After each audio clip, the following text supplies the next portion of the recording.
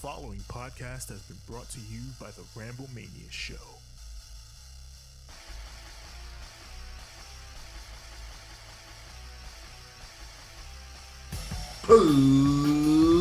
Ladies and gentlemen, boys and girls, children of all ages, Ramblemania proudly brings to you, it is I, your inaugural Ramblemania champion, former four-time Ramblemania heavyweight champion. I mean, I shouldn't be calling myself former because I didn't really lose the heavyweight championship of the singles division. Your former inaugural Ramblemania tag team champion, Hazel the Eye Zombie, join along with me as always. It's your boy, Jay Savage. And welcome. Former Ramblemania. Hold on. Sorry. Tag team champions. Now you may go. We are Twin Magic, and welcome to another episode of Raw Rantz, where we like to give you the good and bad and who booked this shit on Monday Night Raw. Let's just admit it, this show just sucked. Another week, another Raw, another bad one. I mean, I should be one of those guys that, you know, does what every other wrestling podcast does. And, you know, when they do this, they like to talk about why the show is bad. And that's basically like, you know, ratings and such. Mm-hmm.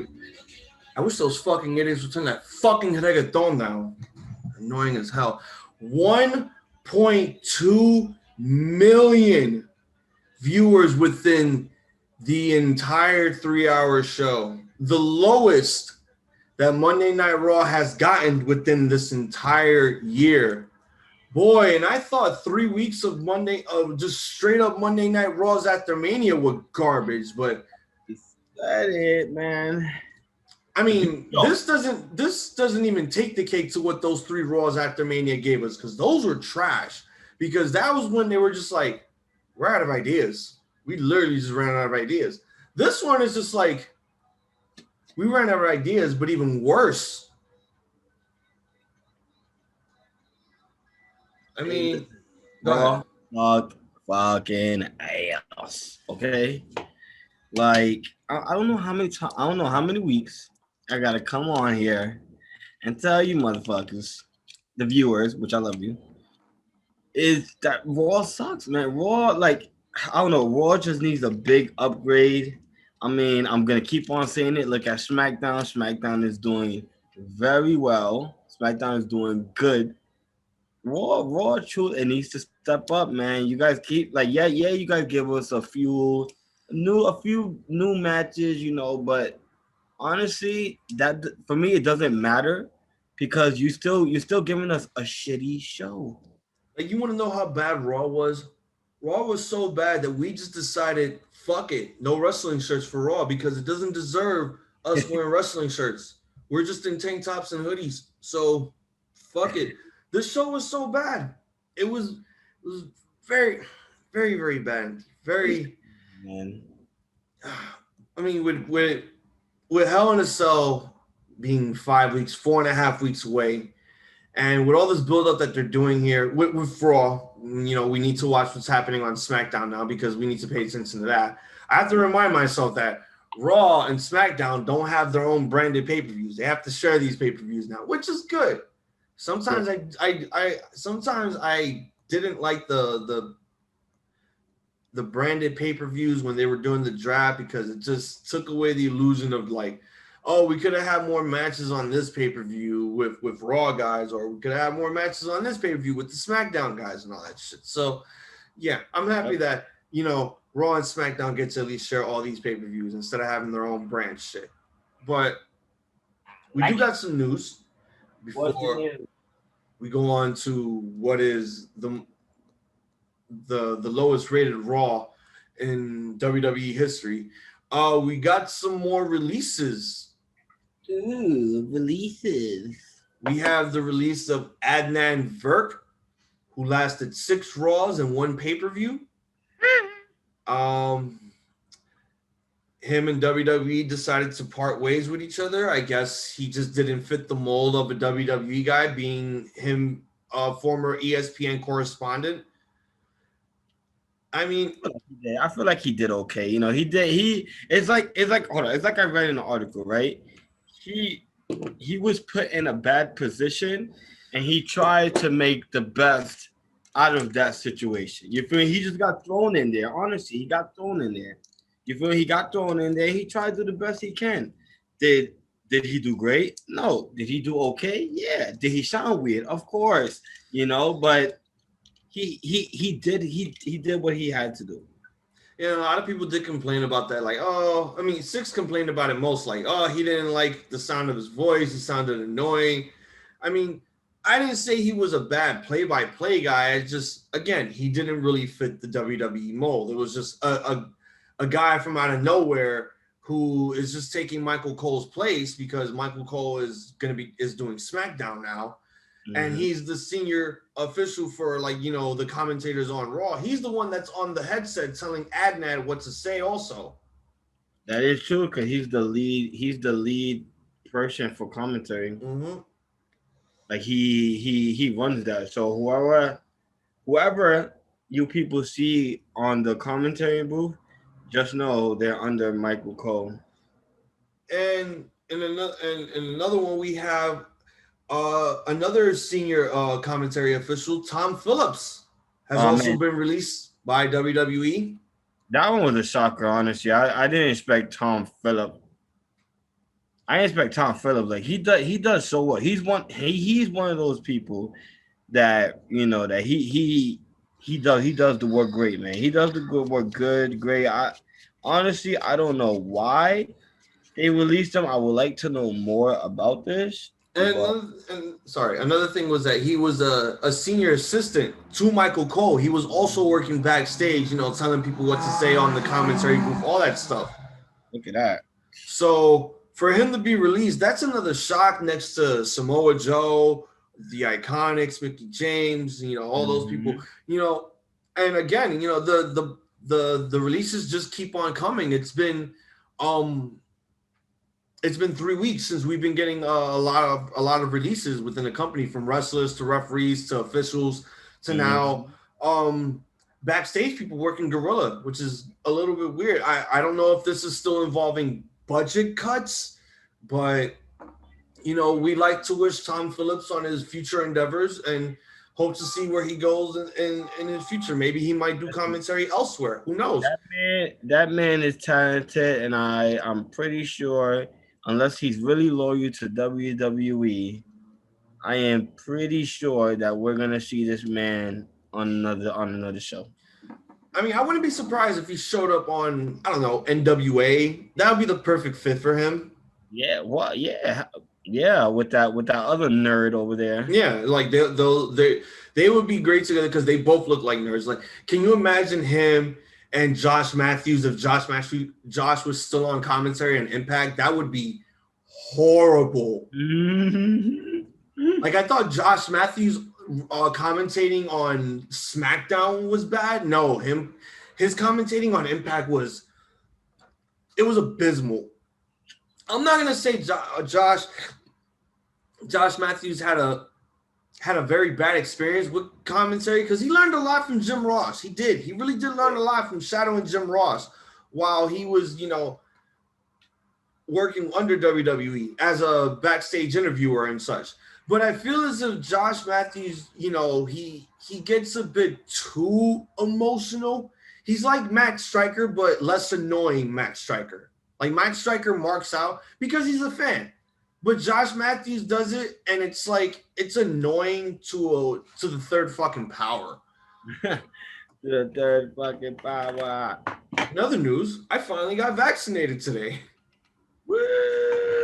Yes, I mean, I've never gotten tested for COVID at all ever since the outbreak happened, and finally getting the vaccine, it was pretty cool.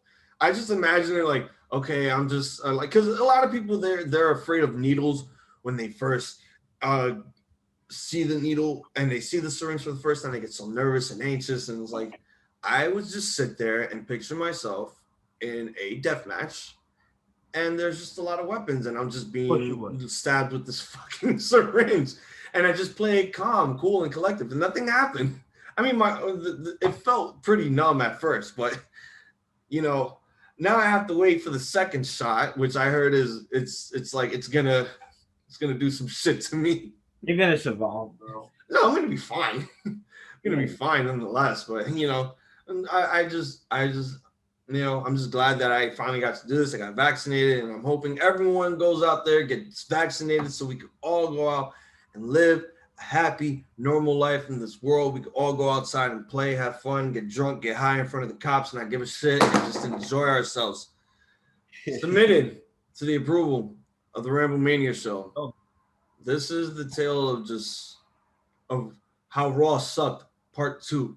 Without further ado, let's get ready to ramble! Ramble! All right, so we open up the show with MVP in the ring again. He introduces us to the almighty Bobby Lashley with different women now. You got different hoes and different area codes. I swear, MVP is the Godfather. He's legit the Godfather, giving MVP all of this escort service, bro. Yo, for real, bro. Yo, you gotta have the different flavors, bro. Different days of the week, bro. Except most of them were all white, and they had like one actual black girl. And I'm like, that's right. weird. Why? Right? They took the 2 black girls from last week out and just added a whole bunch of blonde chicks. They just went international on us. It's like we got an Italian, we got a French one, we got a German one, we got a Yugoslavian one, and then we got 2 from Kenya and a Puerto Rican. Because that's what it looked like. That's what it basically looked like. So, MVP and Bobby Lashley, they talk about the huge announcement. WWE is going back on tour July 16th. And guess what? SmackDown is going to be the first one to open up the tour.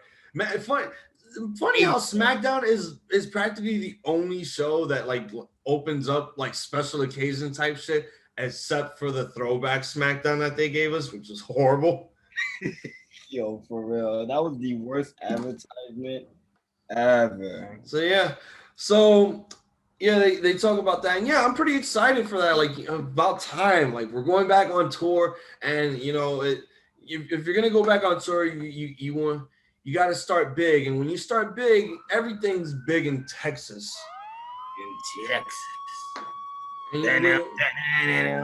What? All right, so basically so they talk about the same shit again. The same shit. I beat Drew McIntyre at WrestleMania, and then I beat Drew McIntyre and Braun Strowman at Redacted Backlash. Like, bro, you've been saying that shit every fucking week. It's because it's true. I know it's true, but isn't there a time for you to go back to the writers and tell them, can we do something else here? I'm tired of saying the same shit every fucking week. People know what I did already. They don't want to know what I did last month. They don't want to know what I did 3 weeks ago. All right? They want to know what I'm going to do next. Okay? That's basically it. So, they want nothing to do with Drew anymore. They're telling Drew back of the line. MVP calls Kofi Kingston a drugged dreadlock. I think he was basically trying to call him dreadlock because he was like, he kind of fucked up there for a minute. He was like, dreadlock. I'm like, oh shit. So you called him a drug. I'm a dreadlock. They're talking about basically everything that happened about how Drew interfered in the match last week between him and between Kofi and Lashley with the roll up and all that stuff. Drew comes out now. Drew basically just says, I want my match with you. I want my one-on-one rematch with you because Lashley, your business is my business. And my business is basically me going one-on-one with you for the WWE Championship. Yes. And basically, he tells Lashley that he doesn't measure up to Drew McIntyre and that he doesn't have any balls. And he asked the only fan ladies if Bobby Lashley has any balls in him. I'm like, oh, so they've seen what's below the belt then. They've seen what the Almighty has to deliver. I mean, I Wrestlers have small penises. That's all I'm gonna say. Okay. So yeah, they're getting in each other's. Wait, unless you're Dave Bautista. That's a myth. It's his whole how big is Batista's dick thing. That's a myth like global warming. Okay, I don't even know why I went there. All right, so these two are in each other's faces. Kofi Kingston now comes out and he talks about how he's been wanting a rematch for the WWE Championship for so long because he never got a rematch for the title because of what he had to deal with from Brock. 8 seconds, F5. That's it. It was over. At the debuting SmackDown on Fox, of all things. So yeah, he wants his rematch against Bobby Lashley for the WWE Championship, and Drew basically wants Kofi to thank him for beating Bobby Lashley last week. And Kofi's like, "What? Drew, you said what? Are you saying what? You telling me to thank you? Why are you telling me to thank you? I didn't really need your help. In fact, I could have beaten Bobby Lashley by myself, even if it was a roll-up." So now they're all getting in each other's face and all that other stuff. Adam Pearce now has a new theme. He has the theme that they play when they come back from commercial and stuff. So he comes out as like, "I have an idea. We're going to do a one-on-one match between Drew McIntyre and Kofi Kingston. The winner faces Bobby Lashley at Hell in a Cell." And Bobby Lashley and MVP are like, "You know what? That's a good idea. It's so good of an idea that I'm going to get my couches and my coffee table and my red guardrail ropes, and we're going to have ourselves an OnlyFans VIP lounge while watching these two men fight." So yeah, what did you think of this promo? Honestly, it's the same as you legit said it. Like, it's the same as last week. I feel like the only interesting thing was the New Day coming out because the New Day came out. Yeah. So yeah, I mean, it was interesting, but I would like to see. I would like to see like at Hell in a Cell for it to be Bobby versus Kofi, but of course that's not gonna happen, man. This right here, even though we said it last week, this is the real end to Lashley versus Drew. Because I still do not feel that Lashley is gonna lose the title at Hell in a Cell. I mean, if it comes down to it, when they do this match next week, because yeah, there is a stipulation, not really a stipulation. There's an ultimatum for Bobby Lashley and MVP, which we're going to talk about later. But I would have said this: since they're going to do this match again next week, because I mean, the match was. I'm going to talk about this match. Then you talk about the match was good. This was a really good match, and this was fresh because again, we talked about it off the air. If these guys ever wrestled one-on-one, I don't think they ever wrestled each other one-on-one. I do believe that they were in some tag matches with and I'm probably gonna say that this was probably the time when Bobby Lashley and Drew McIntyre were in the Constables faction with Baron Corbin. So I'm thinking they had a tag match with the New Day at the time. So yeah, so I'm guessing this is the very first time that these two actually face each other. This was a really good match. I'm not gonna, shit on what they try to do here. They try to basically, Kofi looking like the underdog here, even though we can't really consider him the underdog because he's already a former WWE champion. And the fact that people still call him an underdog, it pisses me off. I'm like, he was already the champion. The underdog thing is done. It's over. We could call him something else now besides the underdog. So it's coming down to the point where they're making Drew look strong in this whole match. And while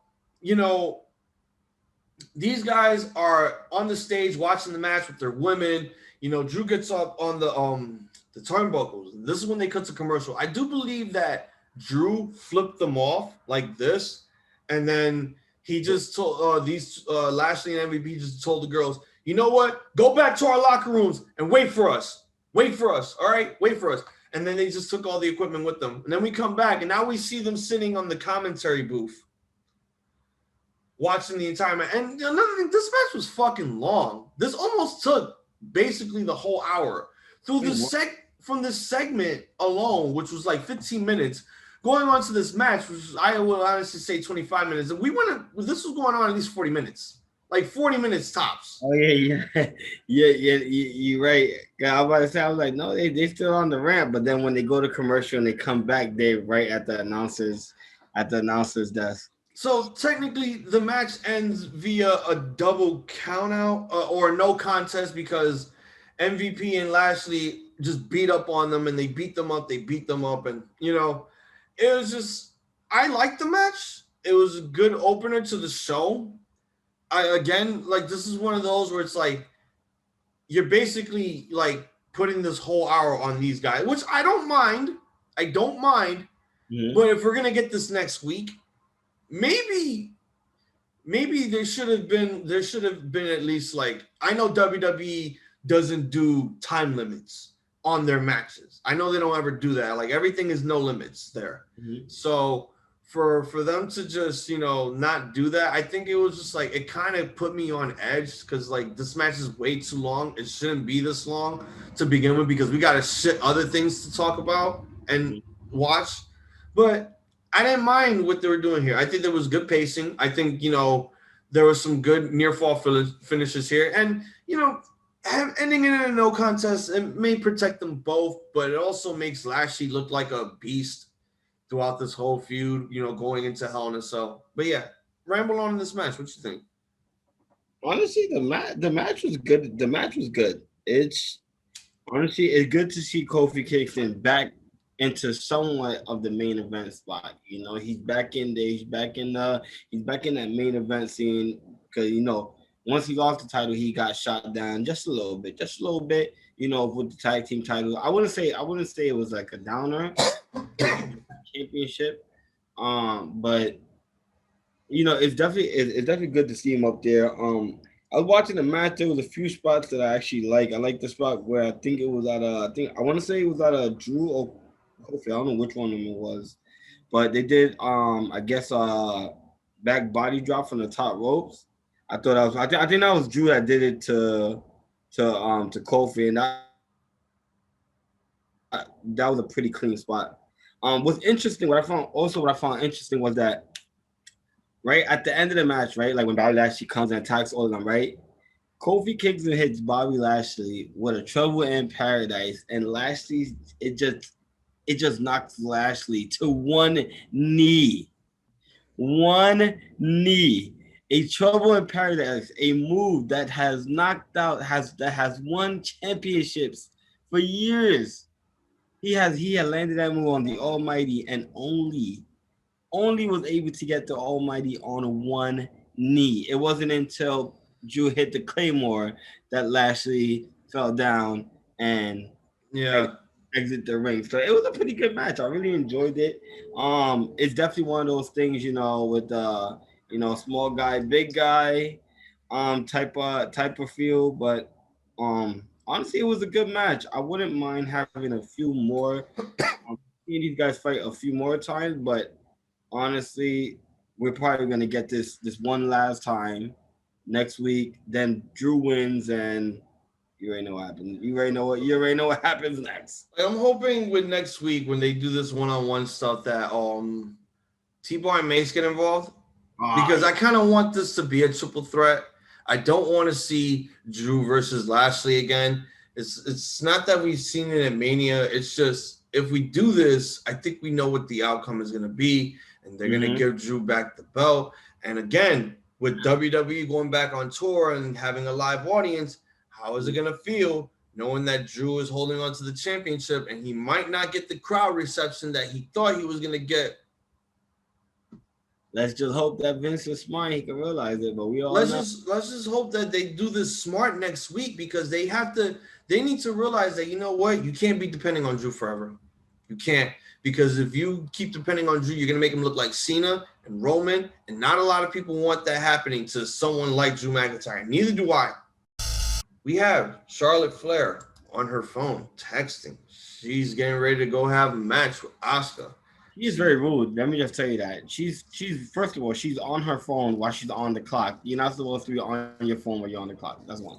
That's if you're watching the matches. Like, she's getting ready to go wrestle, but she's not wrestling in this match that's taking place after the segment. Rhea Ripley shows up. Want to wish you best of luck in your match tonight against Asuka. And, you know, she's trying to get into Charlotte's head, and, you know, Charlotte saying all this stuff like, you know, I'm going to still be the champion. I'm going to, you know, beat you at Hell in a Cell. While Nikki Cross appears. And he comes in talking about, I can beat you and I can beat you. So, she wants to challenge Charlotte, but she doesn't realize that Charlotte has a match against Asuka. So Rhea Ripley is going to take her up on her challenge. But not just a challenge, not just any challenge. Ladies and gentlemen, it is the return of the Beat the Clock challenge. So Rhea Ripley thinks that she could beat Nikki Cross in under 2 minutes. I'm getting Spider-Man vibes here. Bonesaw McGraw versus Peter Parker. This time it's not in a cage match. Bonesaw is ready. That's Rhea Ripley right there.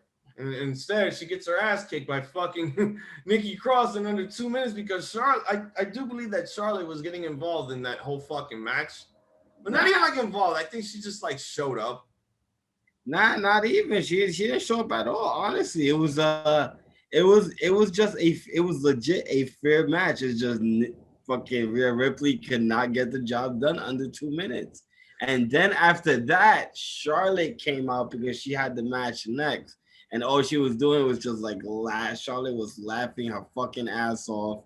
And then Nikki Cross was like, oh, I told you. And Charlotte, this is how I know Charlotte is a beast. She goes like this to Nikki Cross. I don't care. No. She knows that she knows that Nikki Cross is not really worthy of facing Charlotte in the WWE booking room. Yeah. Nikki Cross is not worthy yet to face Charlotte, but you know, I mean, I'm happy to see Nikki Cross like back in the ring doing and getting a win. I mean, even though it wasn't like an actual win, she just got her ass beat, and the only way that she won was that Rhea Ripley was just bugging the fuck out. And this is the thing that bothers me. Charlotte is a heel. Rhea Ripley is the heel. Who the fuck are we rooting for? Well, I can tell you who I'm rooting for. I'm rooting for Rhea Ripley. But why? She's a heel. I do understand Mika when Rhea Ripley comes out, the crowd is booing her. The so-called crowd is booing her. Then when Charlotte comes out, the so-called crowd is booing her. So it's like, who the fuck are you supposed to go behind it? Like, who's the good guy? That's what we want to know. Who is the good guy? You know who it is? It's Nikki Cross. We finally found the answer. Yeah, but she's not in this angle. I know. She's really not in this angle whatsoever. She's just there. That's what it is. She's just there. Because, well, here's the thing. When I saw this match, you know what my first thing was? She's going to get murdered and eat the pin and make Rhea Ripley look like a fucking beast going into the Hell in a Cell pay-per-view with Charlotte. And we don't even know if this is going to be taking place inside Hell in a Cell yet. I want it to because I want Rhea Ripley to do some damage. But we all know every time Charlotte gets in the Hell in a Cell, she always wins. But, I mean, if that does happen, yeah. But I still want to see Rhea Ripley do damage in the Hell in a Cell at least. All right, so we cut backstage again. We now check in with Adam Pearce with his Trapper Keeper. And Drew McIntyre and Kofi Kingston come in. This is an outrage. I demand an answer. I want an explanation for what you're going to do for this. And Adam Pearce is like, all right, guys, chillax. All right, you see what I'm going to do? What I'm going to do is we're going to do a rematch next week. It's going to be official. You guys go one-on-one next week. Winner goes on to face Lashley. And I will deal with Lashley and MVP myself later on tonight. Listen, first of all, let's be honest. Adam Pearce has not been handling anybody Okay, everybody has been handling him. Okay, like this guy has no respect in the locker room. Let's be honest. He's everybody's bitch. He has no respect for he like nobody has respect for him, bro. Even Sonya Deville gets more respect than him. Nobody. Like, yeah, Sonya Deville is just like, I'm your bitch, and you're higher than me. You're the higher up than me. I'm supposed to be your assistant, and I'm telling you that I'm making these matches and whatever.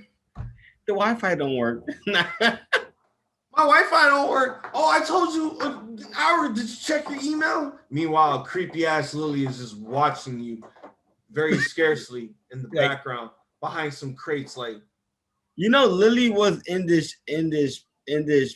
No, was it this one? no, not this one because Alexa Bliss's pig, Larry Steve, passed away, and that's why we didn't see her on Raw this week.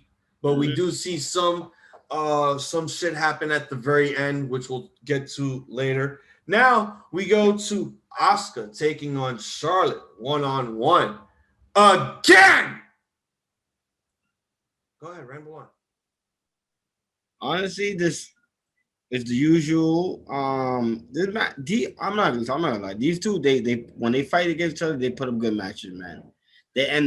It's one of those things that, you know, like you feel that WWE should not keep on giving us like a match between Charlotte and Asuka. Save that, yo, because these are two great, you know, really good female athletes that could perform very well. You know, they're whether you hate Charlotte or not, let's be honest, this girl can perform. She can perform her ass off, man, and this is why she's on top. But if it was up to me, I would save a match like this, man. I wouldn't keep on giving us a fucking golden good match, you know, like Charlotte, great competitors like Charlotte and Asuka, and just keep on doing this every week, man. This is one of those matches that you need to save or build it right, like. But other than that, they did very well in the match, but I'm tired of seeing them battle, bro. Like I believe this was like what the second time. I mean, I don't know. I don't know what the commentator said, but I heard something about 100 and something times. But I know. Yeah, I think this is like the second. This is the second week in a row, or not in a row, but third week. This is the third week in a row. So did Asuka lose all three of those, or? I know she lost last week and this week. No. She won. Asuka lost this week. Asuka won last week, and then she won the other week. Okay, yeah. So yeah, I'm just tired of seeing it, man. It sucks because, like I said, they're two awesome competitors, man. They perform very well in the ring. They perform very well with each other. They have that chemistry, but it's like, yo, save that. Don't keep on giving it to us on Raw, and then, you know, because then when you really want to make it big, people are not gonna care, because you're gonna be like, yo, we saw this match like 10,000 times on Raw. You feel me? Like, but yeah, that's my thing, man. That's all I gotta say about that, man. So before I get to this match, I just want to get this out of the way before you even mention it. So we go backstage. There's 3 separate segments backstage of Braun, Jeff Hardy, and Dana Brooke talking about we're going back on tour. We're getting people, and you know what that means for Jeff Hardy. I see the writings on the wall. Oh, because didn't he say he's waiting for did he say he's waiting for a crowd to get that to do that song? Apparently we were supposed to get it at Mania, but since they didn't want to do the armbar at Mania, they just did it on SmackDown. They said, fuck it, Jeff, you're not gonna get your music until we actually go back on tour. So hopefully this actually does happen and Jeff Hardy gets his No More Words song. Please, WWE, I'm begging you, please. Oh, WWE, I'm begging you. I don't beg, okay? First of all, okay, like I don't beg, okay? I'm begging you. Please give this man that theme song. I don't beg WWE. So the whole crowd could go fucking nuts and sing along with the theme song, bro. Oh my God, yo. that would be just it would just warm my whole body up, that song. Oh man. I would literally get on my fucking knees. If Vince McMahon was right there in front of me, I would get on my knees and be like, Vince, Oh, I don't beg for anything that you put out in this company, but I'm begging you to do this one thing.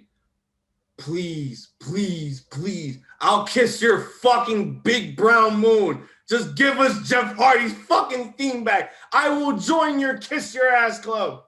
Just give us Jeff Hardy's No More Words theme. All right, so let me talk about this match. I'm getting annoyed. I'm annoyed. I'm fucking annoyed. Been annoyed. Charlotte doing some Andrade shit. Oh yeah. She does her fiance's patented I'm not doing the Judas effect, almost Judas effect elbow. She does the moonsault fake and then moonsaults again. I'm like, okay, so your husband's giving you the pull to do that shit. Hope you tell him to pull out. Well, he's been doing that. She's not pregnant, though.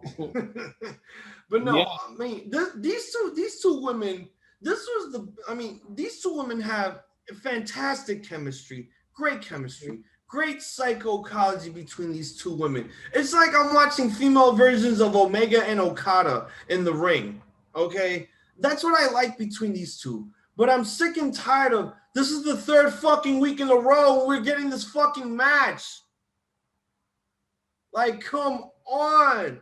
Like, what? Charlotte can't face fucking Nia Jax? Asuka can't face Shayna Baszler in one-on-one action? You can't separate your tag teams to face two singles women for your show? This is the third week in a row that we have to watch these two women wrestle?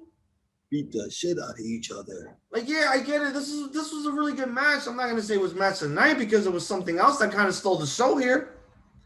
And I'm gonna admit it here. The wrestling here was not that bad. It really wasn't. The problem was what they booked throughout this entire 3-hour show. Okay? This match here, I'm not gonna give it any crap whatsoever because it's Charlotte and Asuka. And as many times as they try to give us Charlotte and Asuka, they're gonna give us a good match no matter what.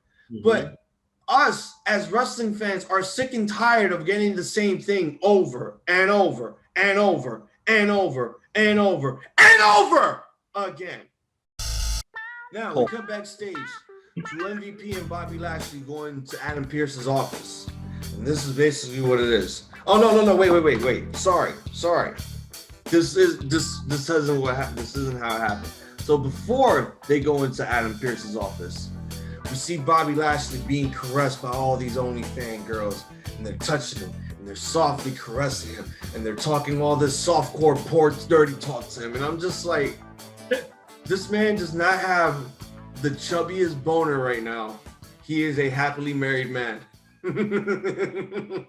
Because he works for WWE, he's allowed to have other women touch him. He's allowed to have all these clad, beautiful women touch all over the arm. Yo, Bobby Lashley is like a Greek god in Rome in his fucking therapy couch, in a juxtaposed position, like he's being painted by some French maid in a scene from Titanic.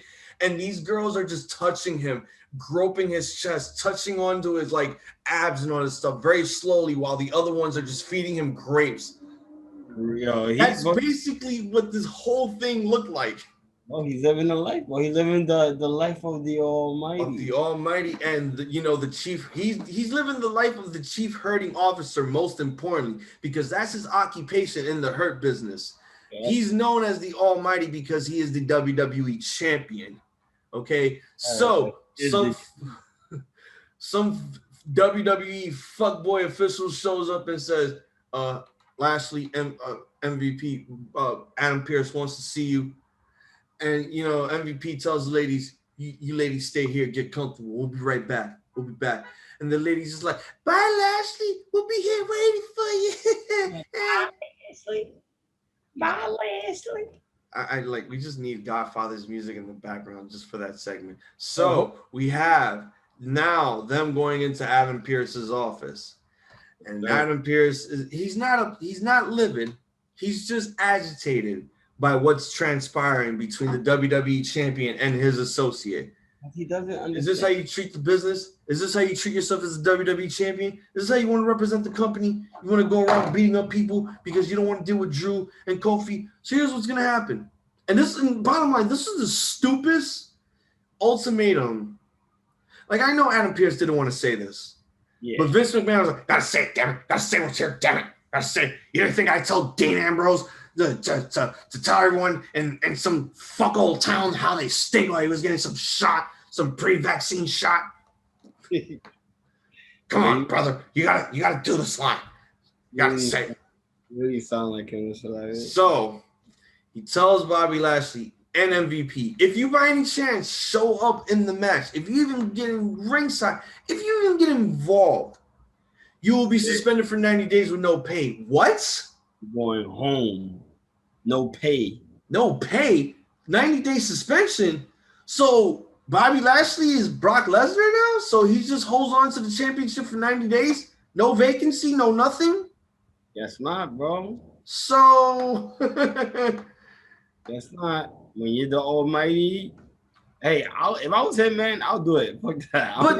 But to be honest, tell me, to be honest, if you were the one that was booking the show and you had to look over everything that the writers wrote for this segment, and you have to go back to the writers and be like, we got to take this part out. It would sound stupid for this guy to say, being that he's an official, he's supposed to show authority. We're supposed to have authority figures in WWE. Sometimes we can't have Sonya Deville be the pants of the authority figure relationship here. Adam Pearce needs to take over. So why the fuck is he telling them 90-day suspension and no pay? How about say you'll be permanently stripped of the WWE championship? Like, why was it that hard for Adam Pearce to say that? You know, I understand. If there's one thing that I learned in this business, it's you might as well just do what you think is best and then forgive later than ask before. That's true. Because you know what, it's better to just say sorry after you just did what you did than asking them if it's okay to do this. Because sometimes you need to let them know that you do things on your own terms sometimes. Not all the time, since you're this independent contractor. But there's some things that you do need to get away with in this company. Hey, listen, they need to make Adam Pearce's character a little bit more aggressive, man.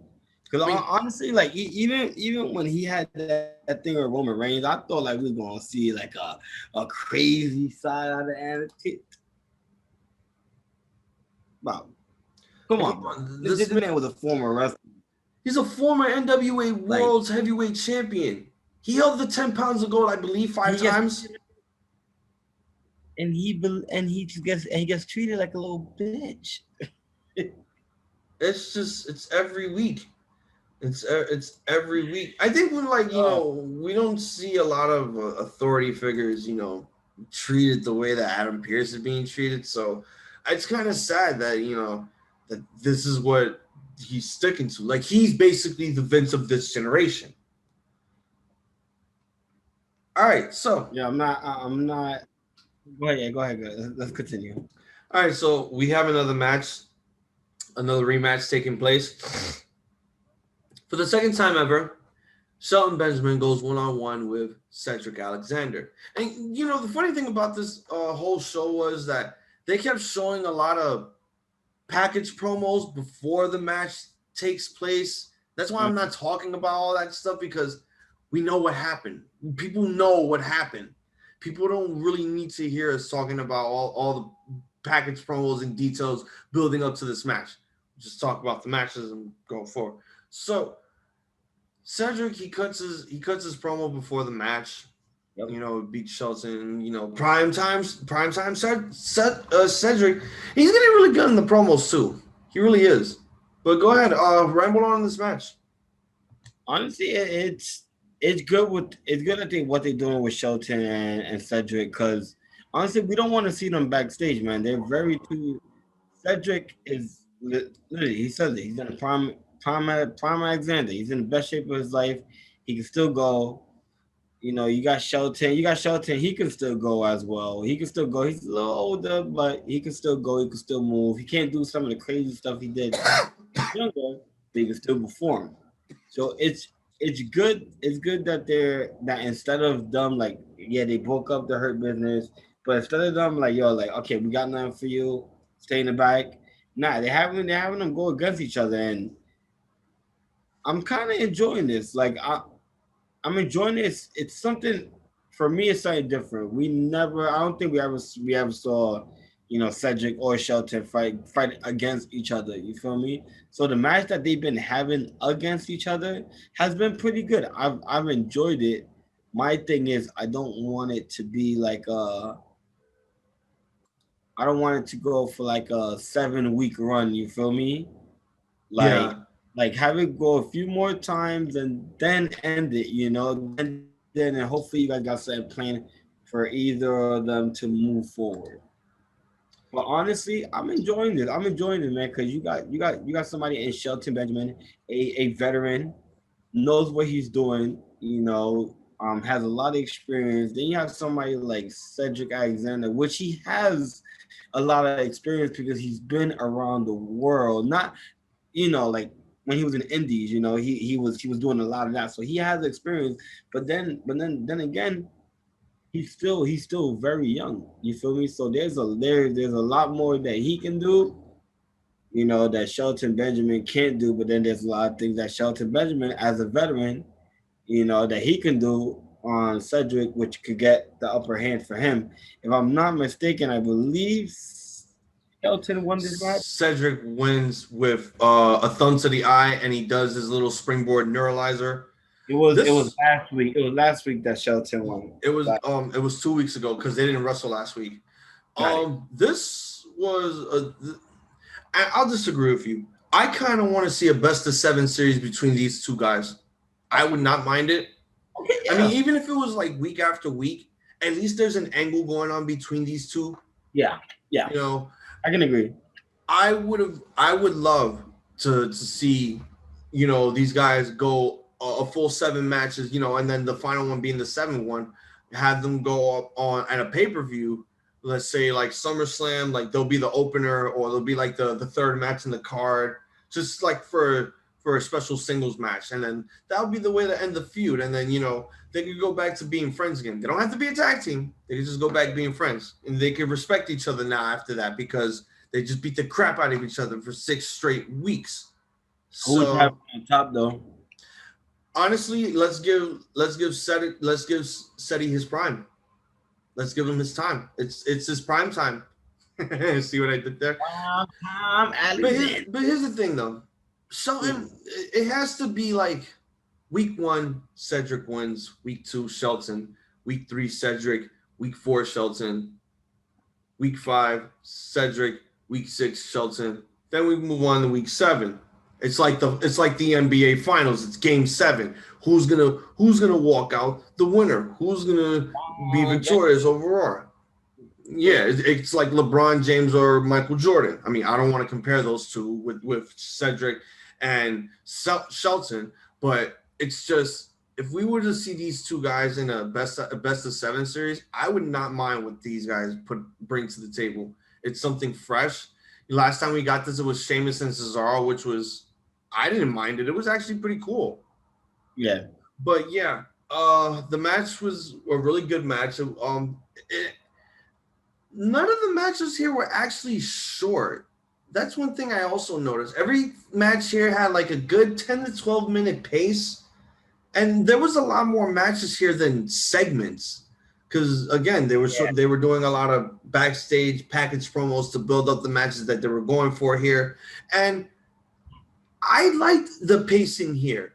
Again, the booking was the fucking problem. But the match here, this was, oh my God. I would not mind seeing these guys wrestle again next week. If they do it again next week, I don't mind. And at least it's not something for me to complain about. Oh, yeah, and Johnny Drip Drip, Johnny Moist Drippy Drip Drip Morrison also announces his, the whole fucking, oh, we're coming back. We're going to be in front of people. Meanwhile, Miz is we're going live. Eaten by zombies.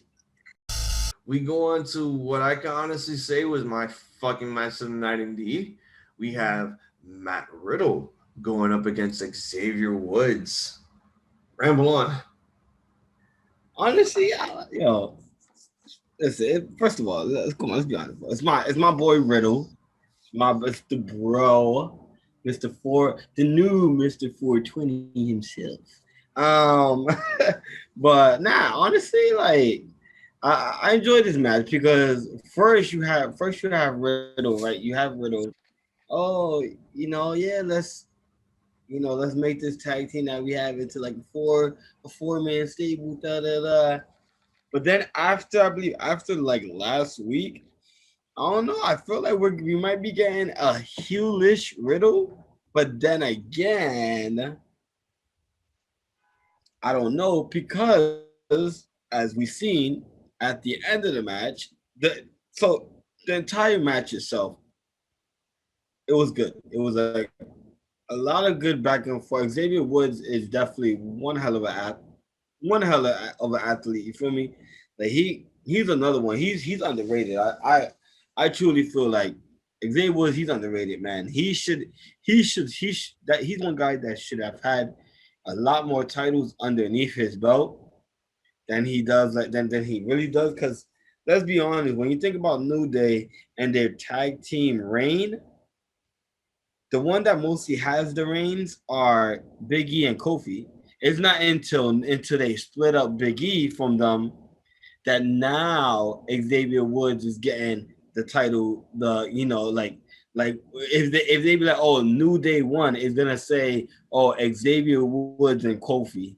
If you look before Biggie left, and if you look at every title New Day has won, it majority says, you feel me? A majority says Biggie and Kofi. But to the match itself, the match is pretty good.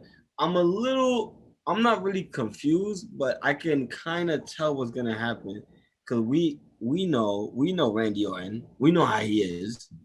Riddle literally just used his RKO, and if I'm not mistaken, I read on IG that Randy Orton wasn't too happy where Matt Riddle He said, using "Stop his stealing my shit."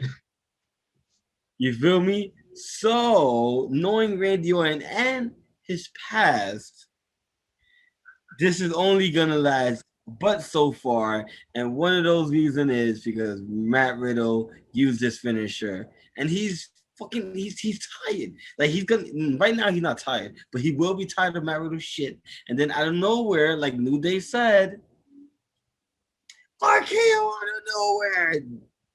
There you go. But the match was good. A lot of back and forth. I would like to see them wrestle again. They did really good. And I believe it was their first time facing each other. This is the very first encounter that they've had one-on-one. And this is why I can honestly say this was my match of the night because this is original. Yeah. Now, it is a little bit confusing because the New Day have an angle with RK Bro. But now Kofi is involved with this whole angle with Drew and Lashley. So, you're on a scale here. You're trying to measure up to see what makes the most sense. Have Kofi lose next week, or we just don't do New Day versus RK Bro. That's what you're trying to measure up to right now. And you're trying to make it even as possible. But right now, it's basically my right hand is Kofi going for the championship, and my left hand is no New Day versus RK Bro because of what just happened in this match. And this was a really good match. This was probably the best match that they had on Monday Night Raw. And yes, these two guys or showcasing at least like so much because this was the very first time that they wrestled each other. And for us to have this on live television, I don't even care if this was on a pay-per-view. I'm perfectly fine with this being on TV. It gives Matt Riddle something to do since Randy Orton was not on the show this week. And it gives Xavier something to do since Kofi is in the middle of the whole WWE Championship triangle at this moment. All right, so we have our next match which was AJ Styles taking on Jackson Riker, aka Gunner. It's a TNA match in WWE.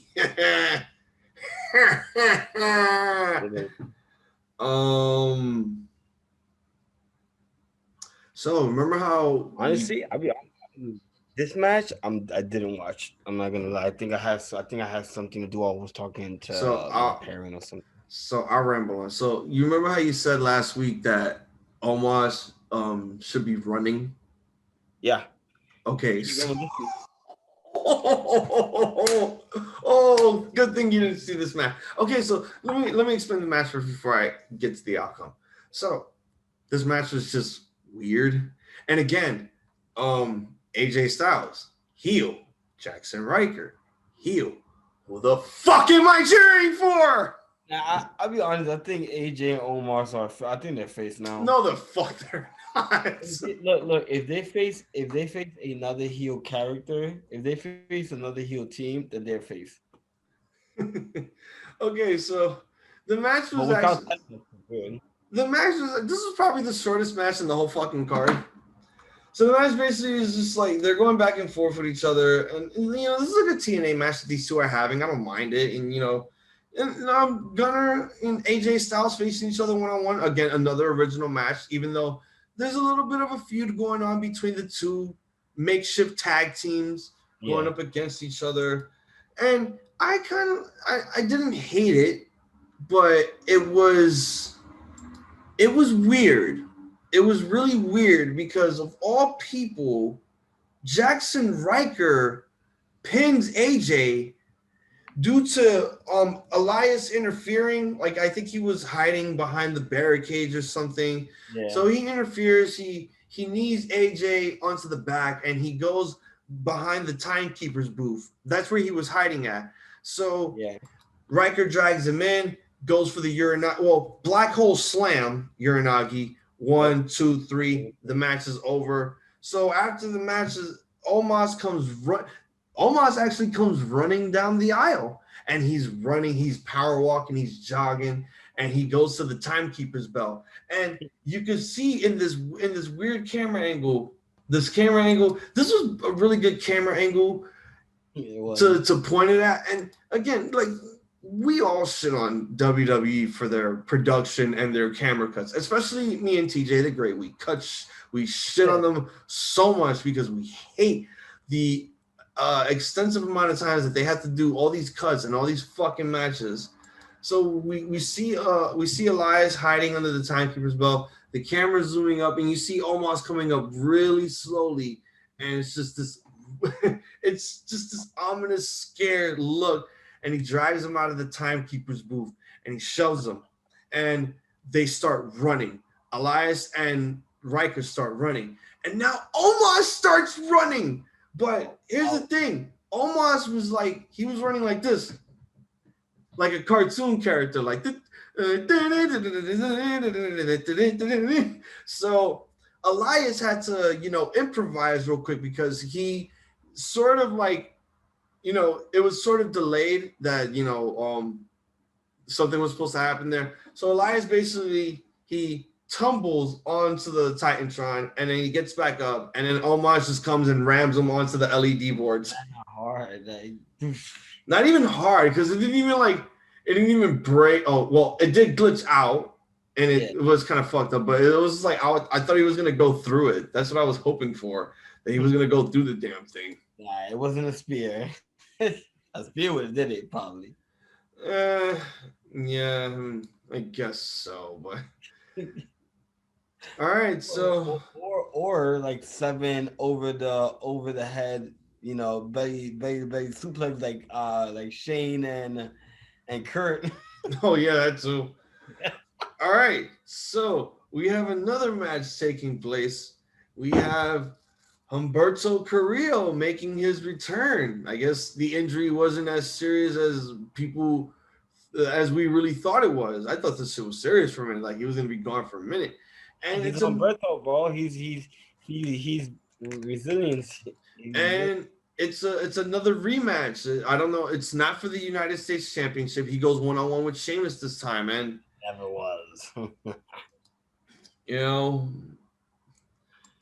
again, Humberto Carrillo has this, like, is it his lifelong dream to just be the United States champion? Is it really your lifelong dream to accomplish just that? Because, yo, ever since he debuted on the main roster, it's just he's been facing everyone who's been United States champion: Andrade, AJ, Ray, Sheamus. Yo, for real. Like anyone, whether if it's a non-championship match or a championship match in general. And it's like he never wins. But go ahead, ramble on in this match. This match was pretty cool. It was okay. I mean, it's always good to see Sheamus beat some lightweight wrestler's ass. Some 205 guys. First, first he did it with Humberto himself. Then it was Mansoor. Then it was Ricochet. Now it's back to being Humberto Carrillo. So I mean, it's pretty cool. But I'm honestly my favorite spot was at the end because I believe Humberto lost.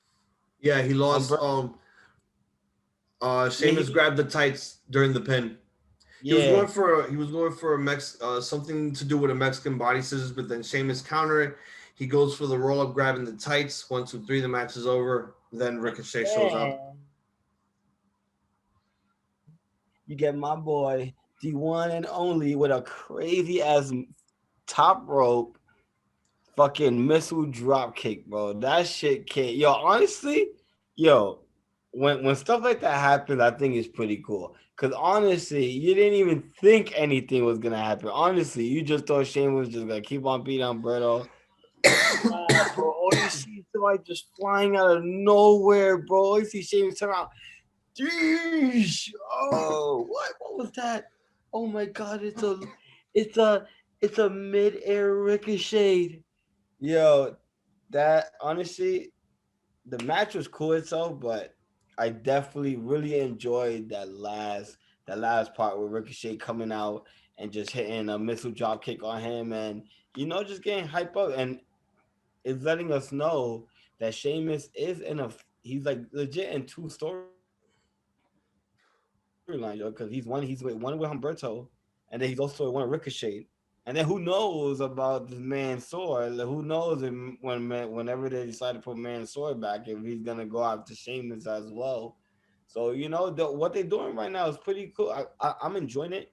Yeah, to some people it might be WWE doing a little too much, but I'm enjoying it because they keeping it interesting, and they keeping it refreshed. You feel me? Because I was gonna ask that question like, yo, what the fuck? Like this week we got um Sheamus versus Humberto, but didn't he just finish facing Ricochet during on the kickoff or whatever the kickoff, like, so it was like in my head I was like, okay, like what the fuck, but then it paid off at the end because you have Ricochet coming in to help Humberto because after the match Sheamus was still beating him up, so it played out very well, man, and I definitely I'm enjoying where the storyline is going.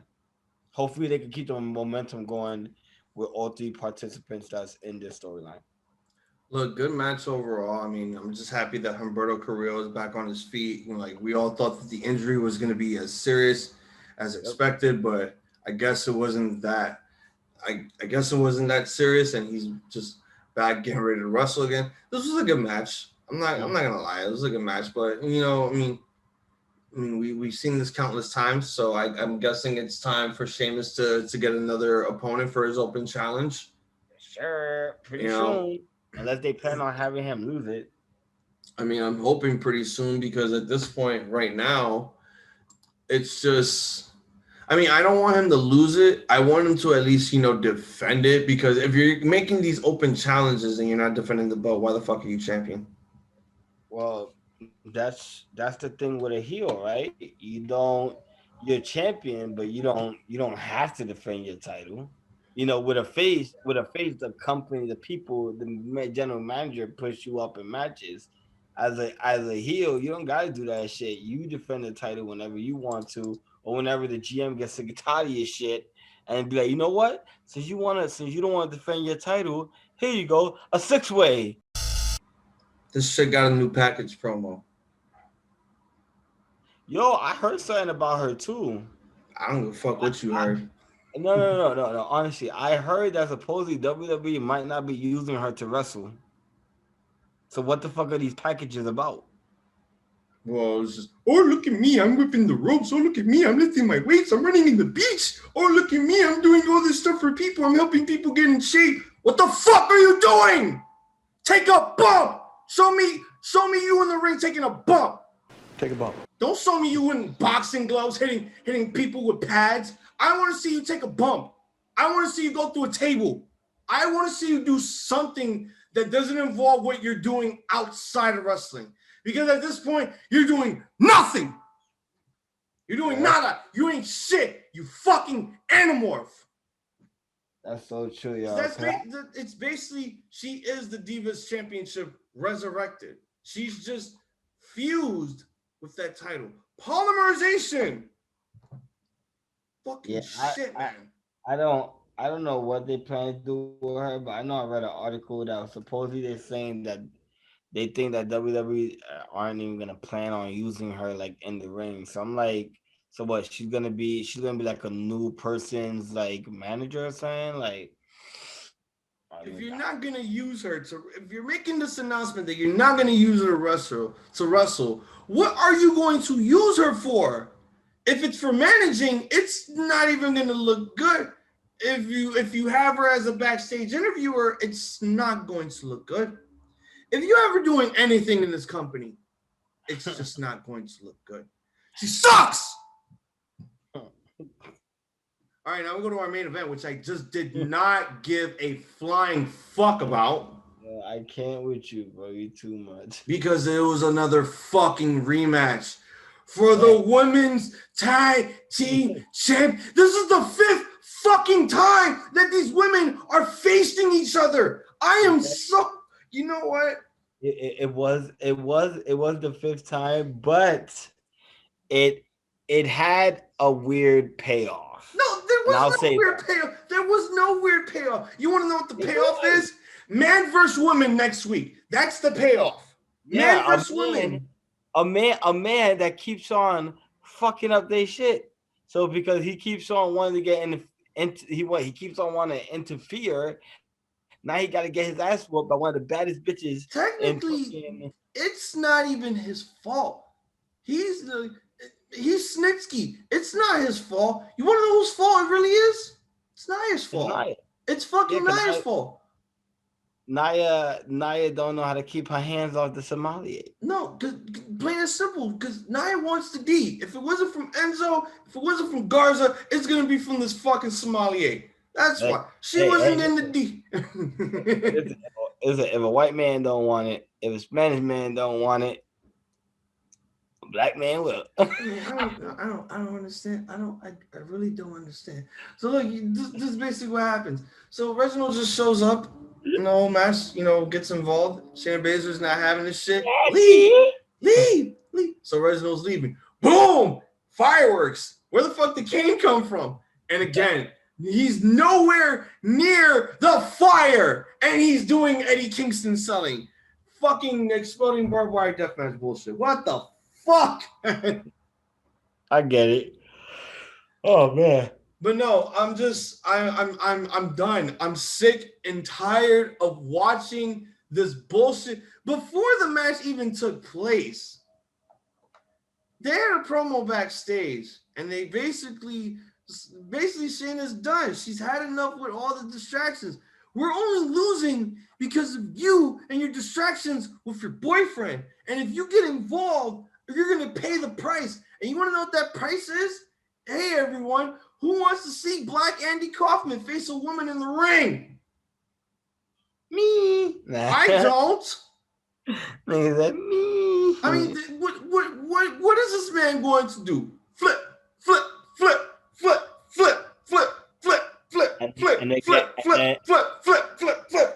He's just gonna flip. And then right after the last flip, submission. Yeah, that's it. That's it. That's just it. It's like, you want to flip? Okay, game over. You're done. Oh wait, no. It's not the submission first. It's gonna be that knee, that knee, and then no, because it will move, and then I don't want any knees or kicks to hit Reginald at all. I just want flip, choke, game over. That's it. Because that's what it's just gonna be. Like, and the fact that they're doing this, like, what are you trying to show us? Are you trying to show us that Reginald is this athletic parkour guy that could do flips? The Miz is not around now. You might as well just team him up with Morrison. Oh, I hope they do that. I really hope they do that. Right. But this whole match, I don't care. I just don't care. Yeah. You've given us this match so many fucking times. I don't care. You've given us multiple outcomes of these 4 women wrestling each other in tag matches. I don't care. You've given us these women wrestle each other on 2 different shows, on 2 different separate occasions, whether if it's for the title or for not the title. That is the question. I just don't fucking care. Yeah, I said you don't give a fuck. There's one reason why I don't care is because the booking in this company just doesn't want me to care. And that's the problem with this whole fucking show. This whole show in general that took place this week, they did not care. What did they give us? Just packaged promos of matches that they were building up on the show. Yep. Rematches, like it was annoying, you know, especially the whole ultimatum that they wrote for Adam Pearce. Oh, you're suspended for 90 days, no pay. But then you're making Lashley look like Brock Lesnar in that scenario, since he can't be vacated of the WWE Championship. How stupid do you sound? Real dumb. Real dumb as fuck. This show could suck my fat cock. And with that, I'm gonna give it a fucking who booked this shit. I agree. I'm gonna give it a who booked this shit. It was a weird one, man. It was a lot of rematches, a few new matches, but honestly, man, it's like we said. I believe, like, what, 3 to 4 weeks already. We need a fresh start. We need a fresh start for every story, every storyline. Every champion needs a new story. They need a new storyline. I say they need new opponents. Everybody, okay, except SmackDown. But Raw, everybody needs a new storyline. Everyone. It's like, okay, what are we doing with Kofi? Are we putting him in the championship or not? If we are, then what are we doing with RK Bro? Okay, what are we gonna do with that? All right. Somebody gonna get RKO. What are we gonna be doing with Charlotte and Asuka? I swear to you, if we get this again next week. If we get it again next week, I'm either just not gonna talk about it, or I'm just gonna skip it, because at this point I don't want to waste my time and breath on talking about the same shit over and over and over again. It gets annoying because sometimes I want to talk about something new. Like, oh, maybe how the Pope got a new NWA television title with a white strap on it. I don't know. I want to talk about other shit besides this fucking show. Like, this is why I'm glad that we do SmackDown now, because if we were just doing this, oh man, there would have been a needle in my arm. So